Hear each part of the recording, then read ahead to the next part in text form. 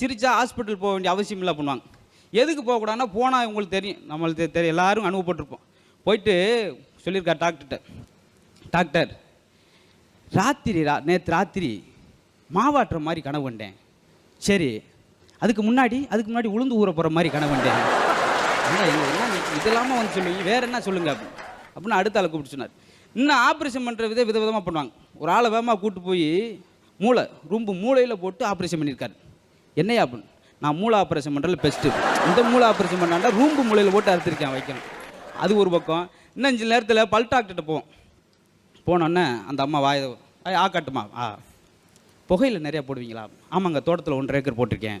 ஏய், வாயில் புகையில் போடியாம்மா, என்னம்மா எட்டெல்லாம் விட்டு வீட்டுக்காரை கூப்பிட்டு, உங்கள் வீட்டுக்கார அம்மாவுக்கு பல்லு வந்து காரையாக இருக்குங்க, அந்த கடாவை பல்ல பிடுங்கணும் அப்படின்னு அவன் தனியாக டாக்டரை கூப்பிட்டு போய், பல்ல பிடுங்குறதுக்கு எவ்வளோ டாக்டர்? 50 ரூபா. இந்தாங்க 150 ரூபா, நாக்கையும் சேர்த்து பிடுங்க, வீட்டில் போய்